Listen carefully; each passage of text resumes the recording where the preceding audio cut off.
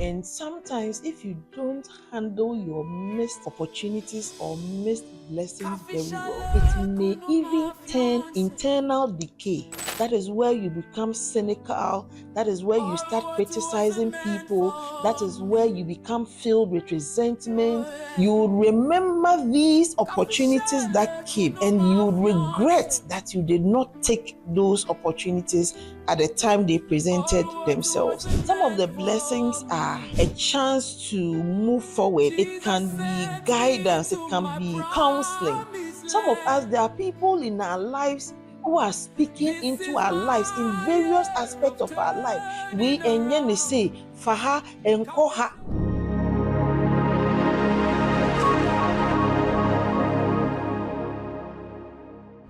Hello, good morning. Once again, you are welcome to our review on the Alchemist. This is our personal development class, and here we learn, we grow, and we experience.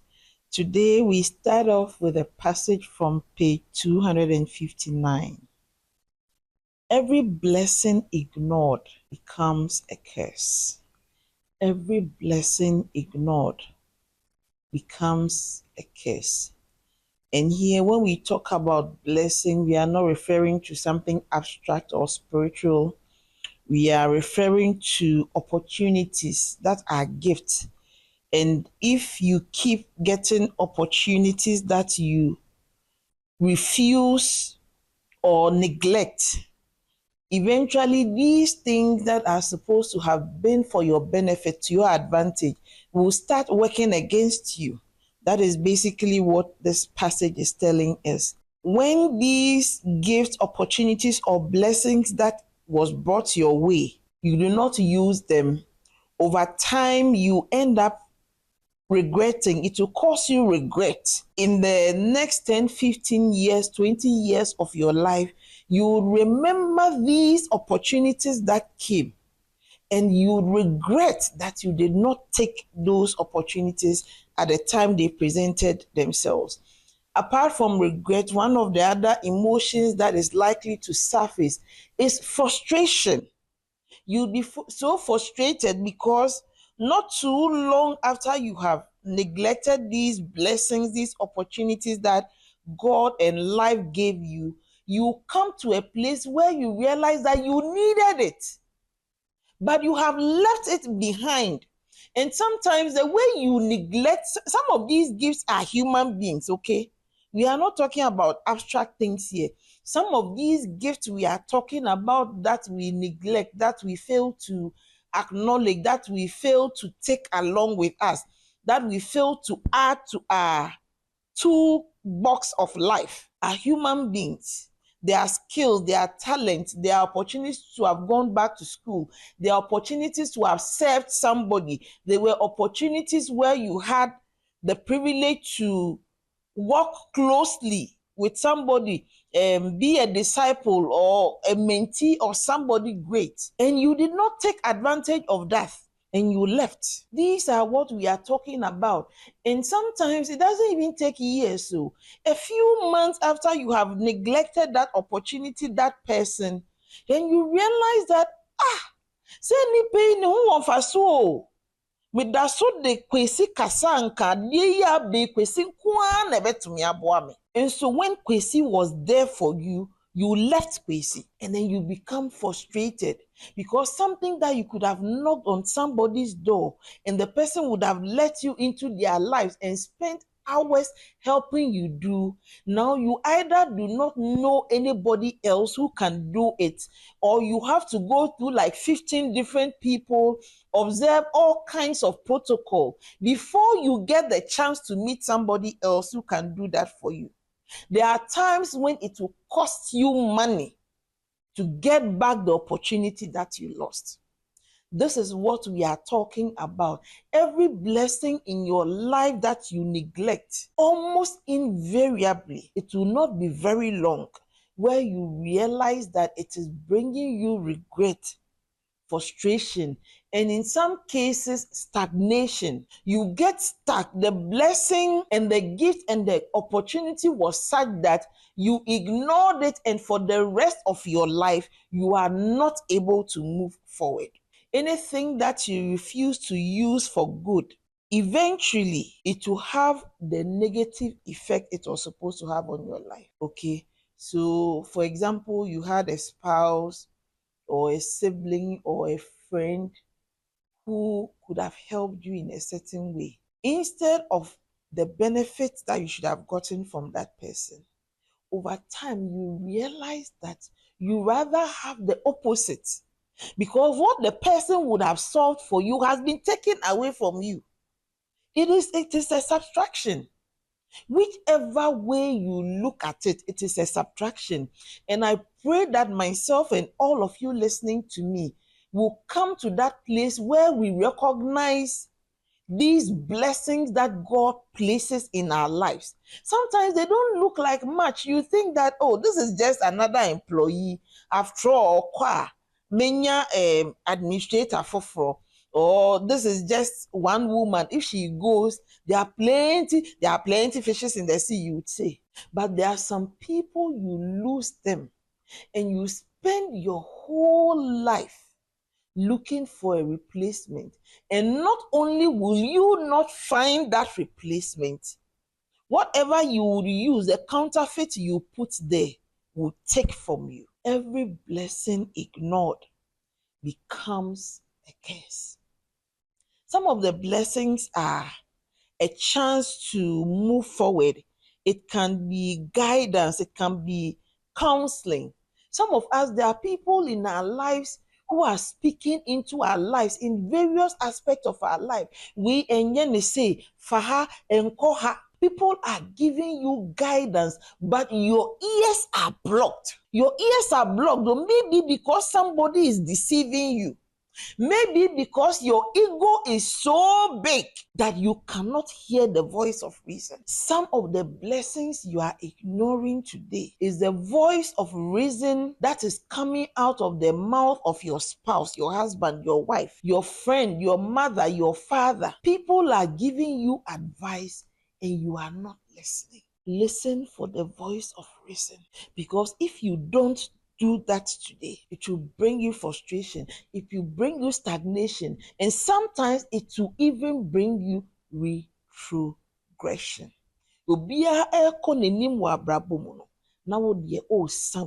Sometimes when you neglect the blessing, eventually you will not even accept that it was your fault too. And so instead of the regret, some of us, it rather tends to resentment.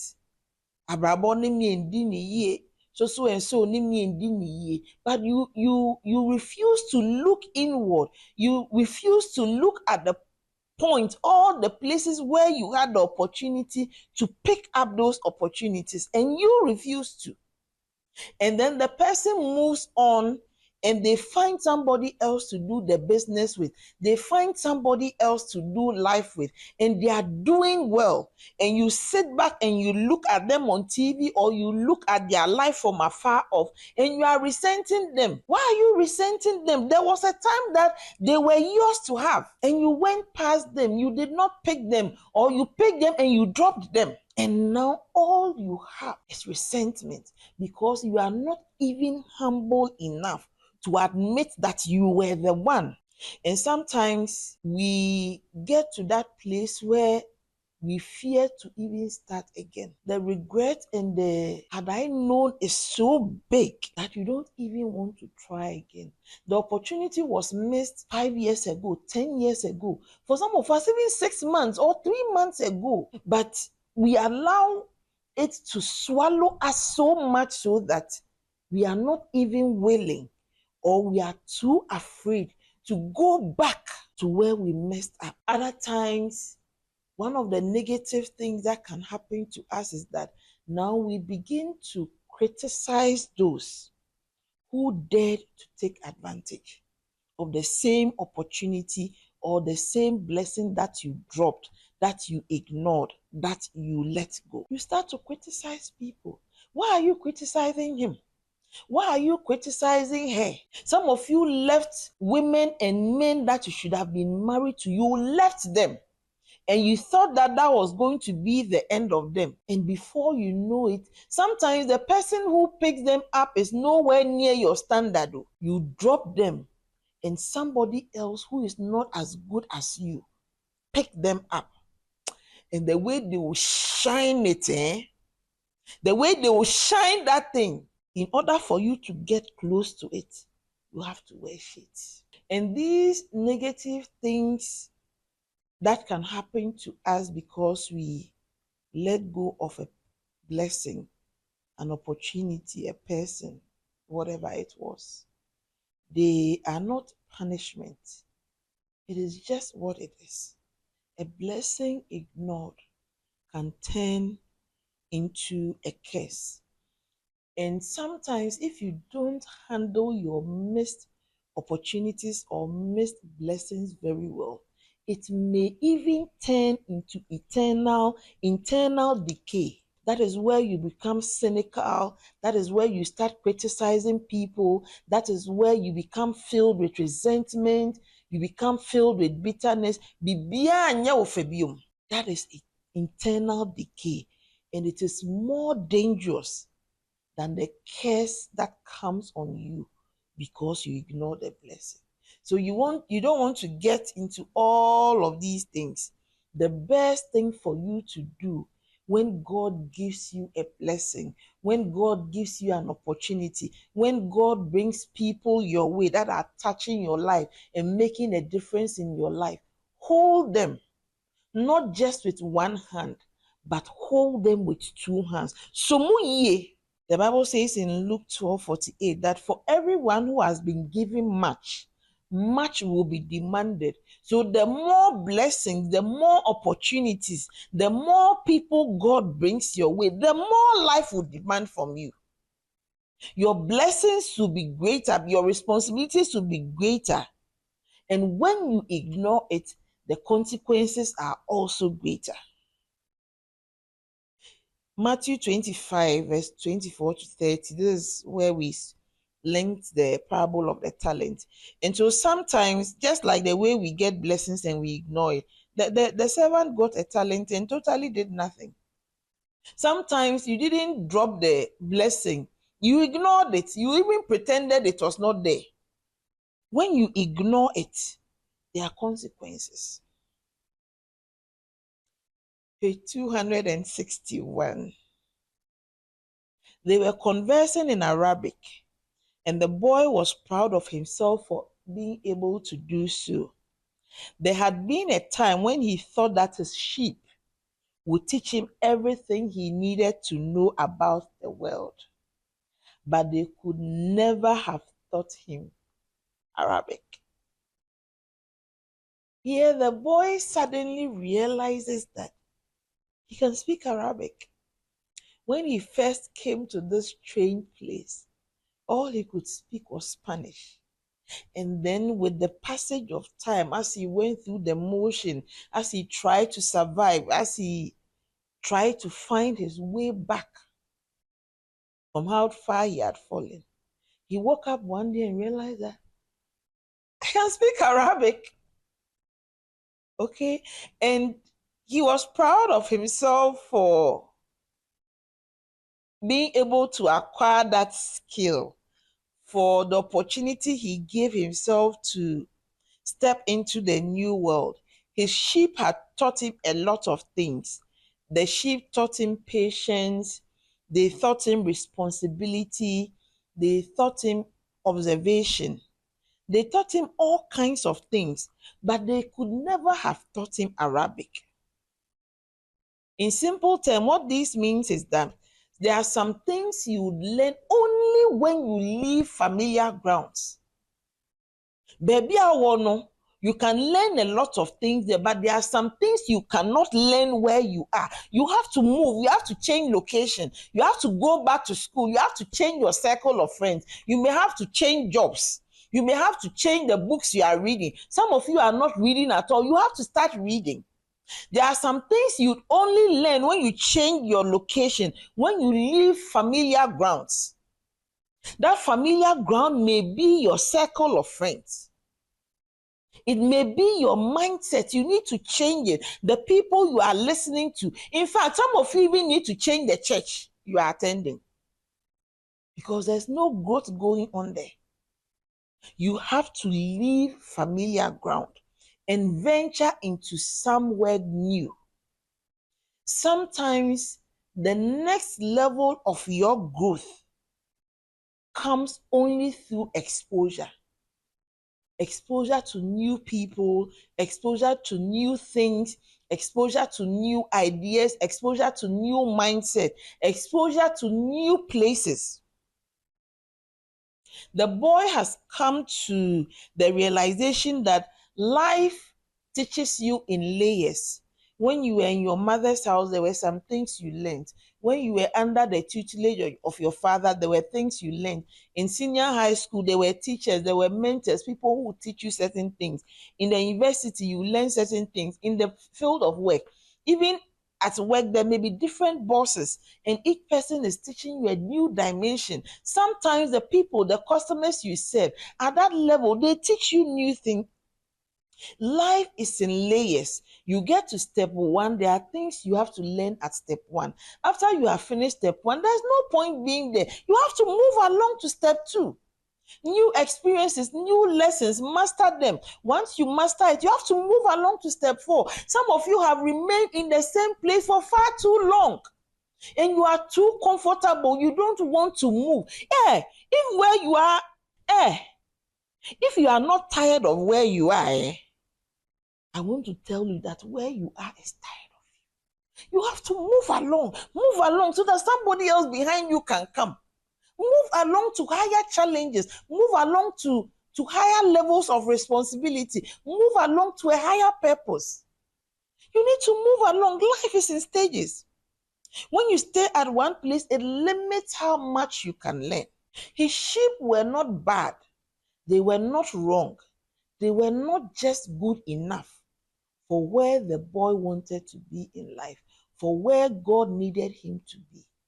And so your job is not wrong. Your friends are not bad people. Where you are is not a bad place, but it is not enough. We are calling you to something deeper. God is calling you to something higher. This also represents expansion of capacity. Okay. The boy once believed that what I know now is all I need. I'm a shepherd. I know how to take care of my sheep. I know how to protect them. I know how to get them food and water. And at that point, he thought that was all he needed to know. But life showed him that you need new environments to unlock new abilities. There are some things we never think we are capable of. But the moment we move to a new environment, a new level in life, the challenges there are what would push us to unlock potential and abilities within us we never thought we had. I knew I was capable of a lot of things, but I didn't know I was going to be capable of sitting behind a camera and teaching you life lessons that I have learned along the way. I needed to go through some kind of shit in life to come to that point where I have the guts to tell you what life looks like, what you should take care of, what you should be aware of, what you should avoid. Sometimes growth will require discomfort. It's uncomfortable. I remember when I went to Canada for my fellowship training. Before I went, I was a specialist here in Ghana. I was doing well. In fact, I was even a senior specialist already before I went to Canada. And on my first day as a fellow, it was one of the most difficult days, but in a good way. I went through orientation. They showed me how work was like in Canada, BC Children's Hospital, the things I needed to do, and I needed to dictate my reports. I needed to get used to their park systems. There were so many new things and they were unfamiliar. And it felt so overwhelming. This new place, this new routine, these new people, everything was so overwhelming to me. And I remember going back home to my apartment that night. And I was so frustrated and lost and confused and afraid. And I was doubting myself. And I sat on the bed and then I said, what the hell have I gotten myself into? I had a good life. I was doing well. I was a good radiologist. I was doing amazing. Did I have to come here? Did I have to come to this place where I felt like a kindergarten kid, now coming to learn how to detect into this new park system where people would tell me that, oh, the last fellow who was here, it took her 6 months for the system to get used to her voice and her tone. It was all overwhelming. But it didn't take me long. A few weeks down the line, I looked back and I was like, if I had given up that first day with all the chaos around me, can you imagine what I would have lost? And that 1 year studying and working in Canada was one of the most fulfilling times. I grew not only in my profession, but in several areas of my life. But in the beginning, when I stepped onto that new stage, it was one of the most frightening experiences. And so when you step into your new place, it is normal to feel overwhelmed. It is normal to feel afraid, to be anxious, to question yourself whether you are it, whether you can do it. But with persistence, you'd always scale any kind of wall. You'll be able to scale over it. Sometimes your new level will require new environments. And God often teaches us what we need at where we are. What we need at where we are, God will teach you. And to teach us who we are becoming, He will lead us somewhere else. So there's a place for where you are right now. But then after you have learned what you need to learn, God will lead you somewhere else to become who you need to become. Sometimes to be the person God intends you to be, you have to leave the old place. You cannot be at that old place and be that same person. No. Every time I have seen measurable growth, measurable progress in my life, it had come from a place where I was moved from one location to the other. And most of those movements were not uncomfortable, they were painful, they were shameful, they were disgraceful. But I could only become my new version by dissociating, by detaching from the old place. So take note. Page 265. Before long, the news spread, and a great many people began to climb the hill to see the shop that was doing something new in a trade that was old. Other shops were opened that served tea in crystal, but they weren't at the top of the hill and they had little business. So, here in this part of the book, the boy had suggested to the merchant that why don't we sell tea in crystal so that people who walk to the top of the hill, because their shop was on the top of the hill, by the time they got there, they'll be thirsty.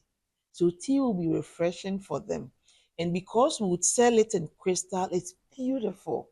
We learned earlier that beauty is a great seducer of men, right? It is beautiful, so it will attract them to buy. It will quench their thirst. The beauty would make them, beauty, there's something about beauty that satisfies your soul. So their soul will be satisfied with the beauty of the crystal. If the crystal merchant is lucky, they will not just drink tea, but they would also buy crystal. So they are making money not just because of the tea they are selling, but because the beauty of serving the tea in crystal would create more business for them. And that was the rationale the boy brought. And that was how they started their tea business. It was an old trade. There were a lot of people selling crystal.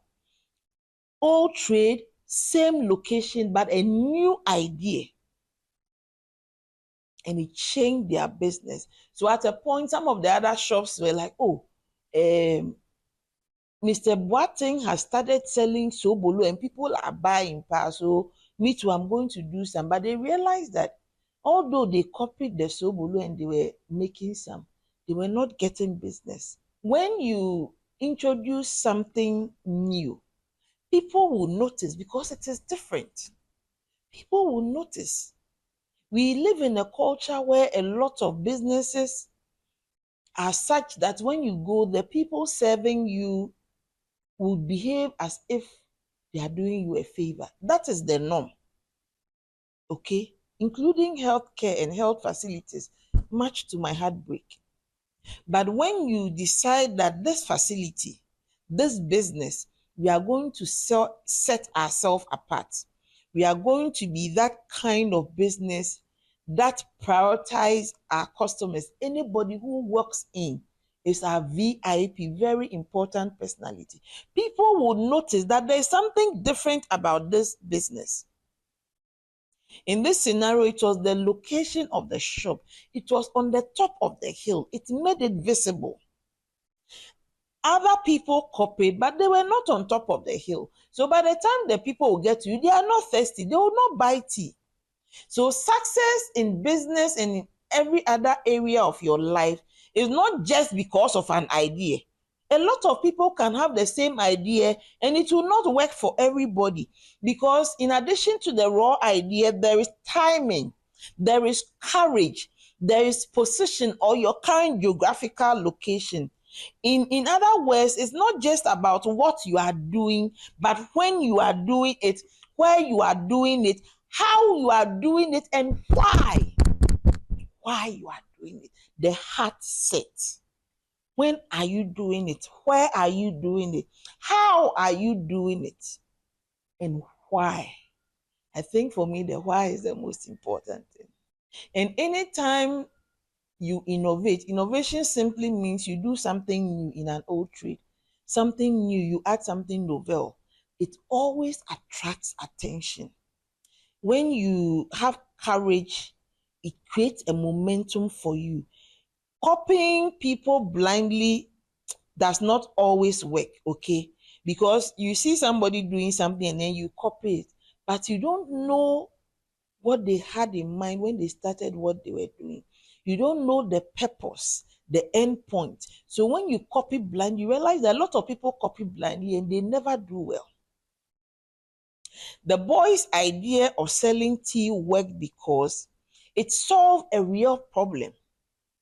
When you are bringing an idea, a business idea for your life, idea for relationships, it must be something that will solve a real problem, that will meet a real need. It is not just about what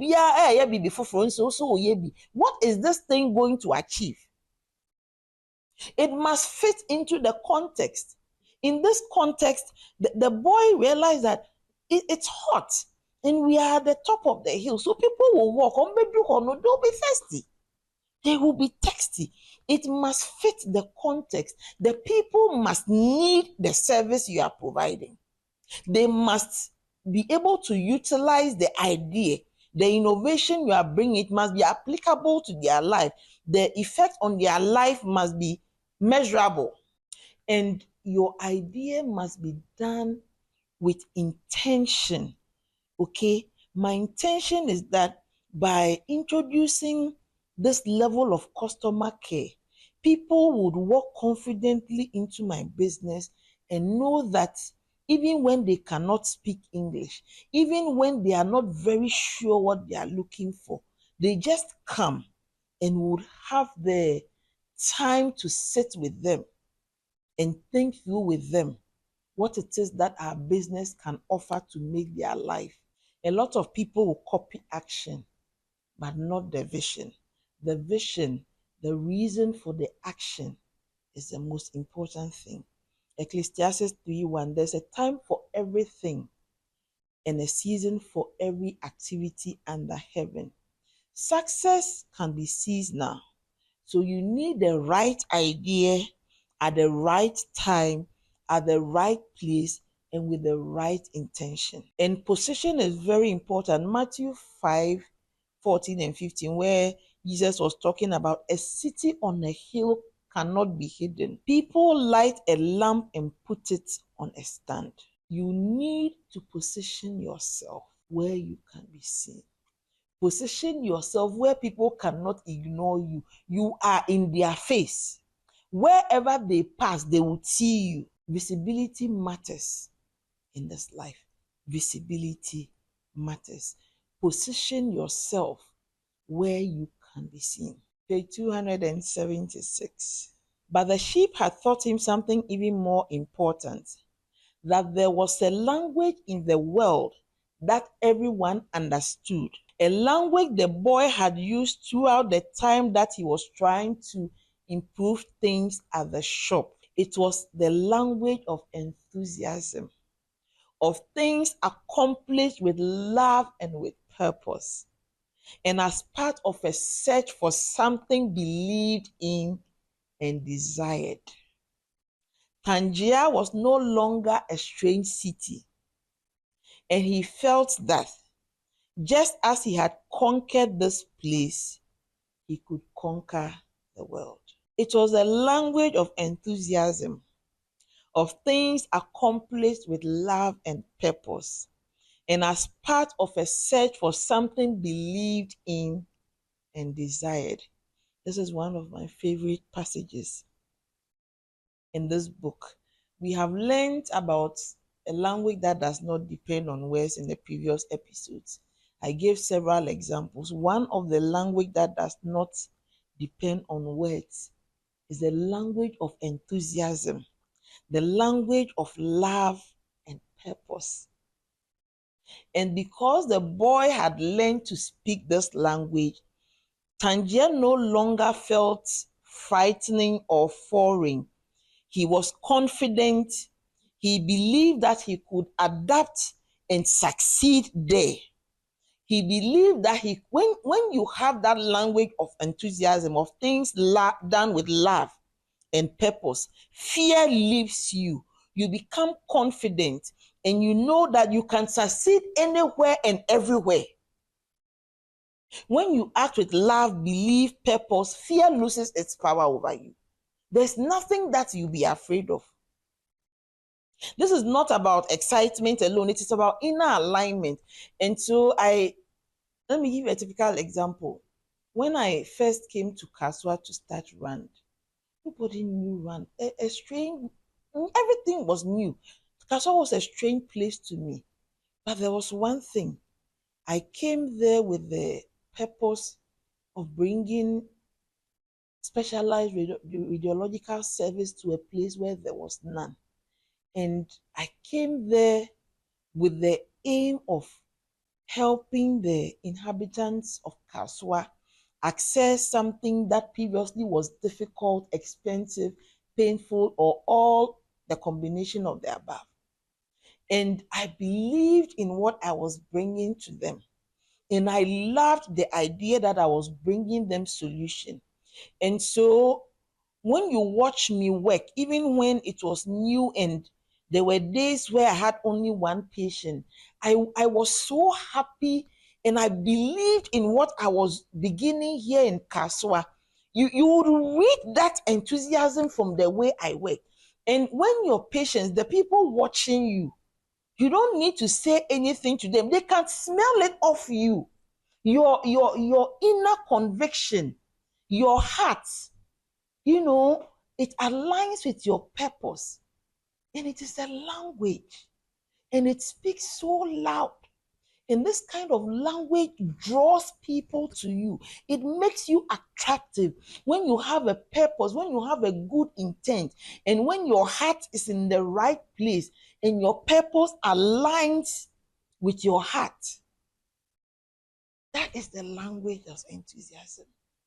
And it is one of the most attractive things you can wear as a person. It is one of the most attractive unspoken languages you can learn to speak. And the boy talking about he conquering the world, when you master the language of enthusiasm of things done with love and purpose, he is not literally meaning conquering dominions or having power over people. It means you have the confidence to face new challenges as they come. You step with courage into unfamiliar places. You have this belief that learning and growth is possible anywhere and everywhere.